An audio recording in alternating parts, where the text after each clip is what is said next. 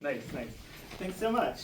So I'm Jeff. I make like virtual reality spaces for people to like congregate and like dance together, which is just like specifically right now I'm using like VRChat as a platform, which is really just like writing Unity games. Honestly, like they let you do pretty much anything with them.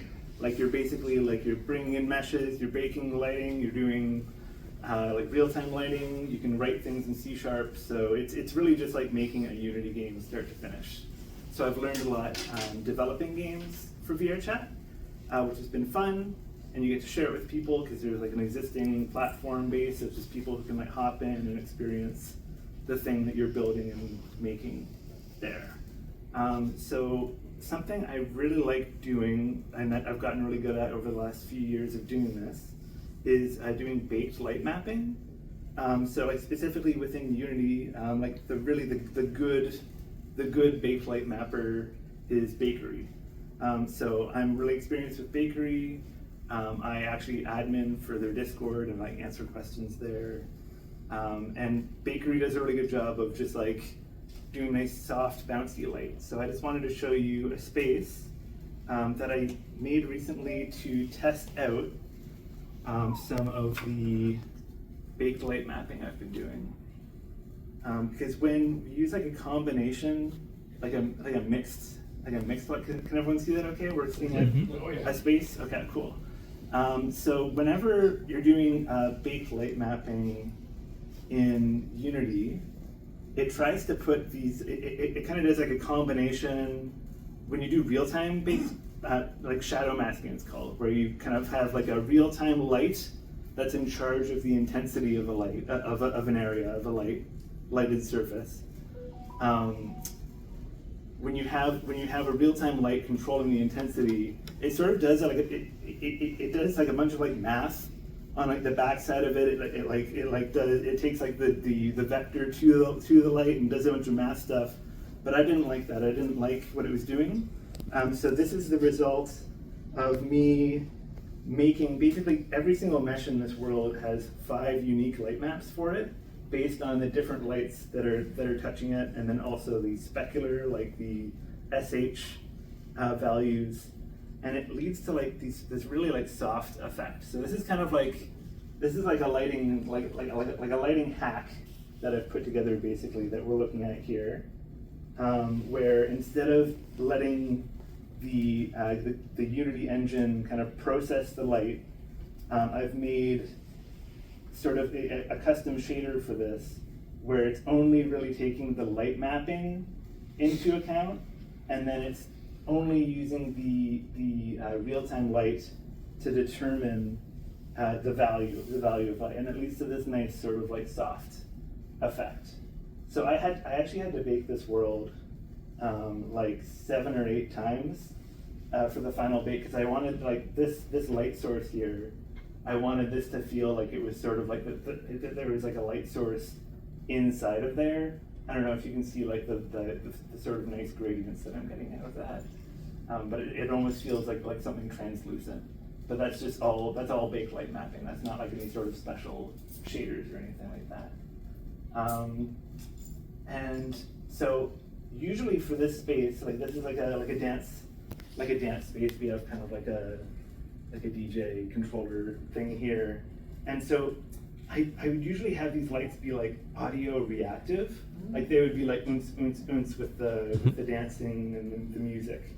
But I wasn't able to get that through to the lights because of the way that you can't read back from the GPU within Android. Like you need to do different things to read back textures from the GPU. But if I just, anyways, you can see how like the systems are like based on the music. So we have ways of kind of reading back the intensity of music. That's coming through twice. I'm gonna get rid of that. Where are we? I want to make sure. Okay, cool. All right, we're doing good.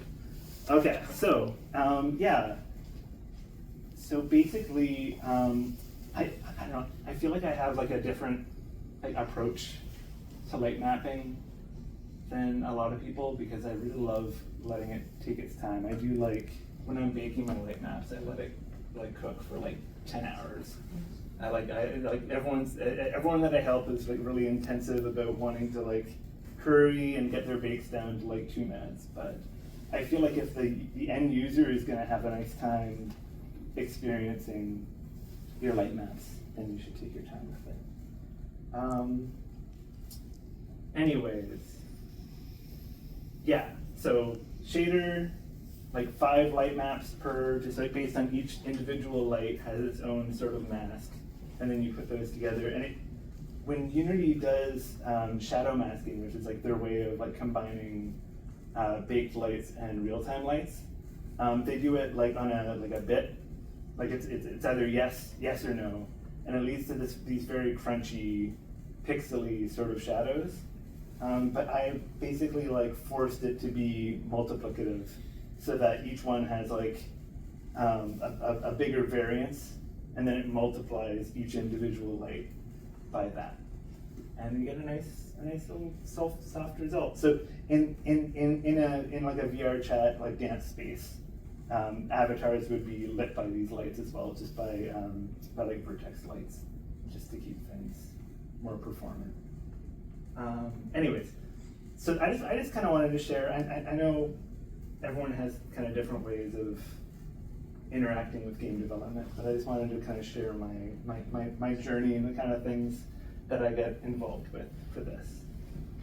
So does anyone have any questions? I feel like feel free to listen, like if you want to know anything about just like what is VR chat, rave culture and stuff like that, by all means. Yeah, I had a question. Just so you mentioned you bake it 5 times. Yeah. So you're setting up like different lighting, and then a bake, then a different lighting, then a bake, and you end up with 5 light maps. Exactly. Yeah, because when it does the because since I'm kind of like hacking the shadow mask bake, like you could do that in one bake if you were just like letting Unity handle it. But yeah, so I just have only one light on. I bake the whole thing. I actually bring it into like Photoshop so I can like make things nice and gradual and chill. And then do you blend all 5 light maps, or? Yes. So I eventually I put them into one image together. I don't blend them together, but I put them like one red channel, one green channel, one alpha. So you like focus one bake on the red. Exactly. Okay. And I really like I scrutinize it, right? So I'll do the red light map bake. I'll make sure it's like bouncing around the way I like, the intensity that I want, that I have like a good maximum, a good floor, and then I like push that into the red channel for like my final.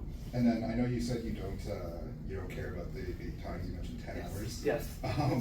Do you by any chance know like the size of textures you end up with for your light maps? So it's lower, right? The longer you bake, the lower they are. Yeah, if you let it compress. Exactly. Yeah. So if you're using like BC7, like some of their BCN compression. That was my second. Exactly. Are you using their compression? Exactly. Okay. Yes. So I usually use some form of like BC compression. So this is a compressed map that you're showing. Yes. Exactly. Okay. Especially this one. This whole world is 90 megabytes right now, because I needed it to fit on the Android, and you can tell it's not running great because the floor itself, that's not like a trick. This is just like 1 million polygons. But it looks nice, right? Because you get these nice like speculars that are coming off the real-time light, and it looks. I don't know if you can see that, but I think that looks awesome. So, yeah. Thanks for the question. There we go. Good. Anyone else? Over here? So we actually use bakery for work, but something that I've always had trouble with is really metallic looking things in bakery. Okay. And I get like really nice soft lighting, kind of like not to that degree, but I use kind of like the built-in shaders and stuff. Yeah. And often I find like if I have like a piston or something that's like meant to be like really quite shiny, chrome almost, I'm just like I have to use just like a standard shader. Gotcha.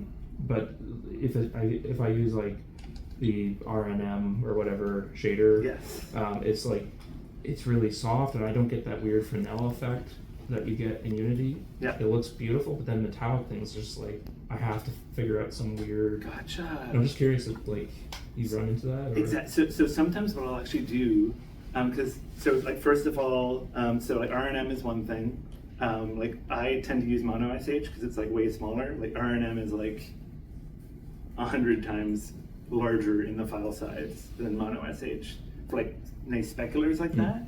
But in terms of metallics, yeah, sometimes I'll even like turn like the reflection probe stuff off for that, right? Like so like under the built-in bakery shader, you can actually turn reflections off, and I find it actually looks better when you do that, honestly. But I would play with reflection probes and stuff more to try and get that working. But make sure you're updating to like the latest version of bakery, and then use the there's like a bunch of like new reflection options that they've done where you can like do reflection amount based off of the light map. So in intense light maps you'll have very reflective, no light map not reflective. Okay, cool. Thanks everyone, appreciate you.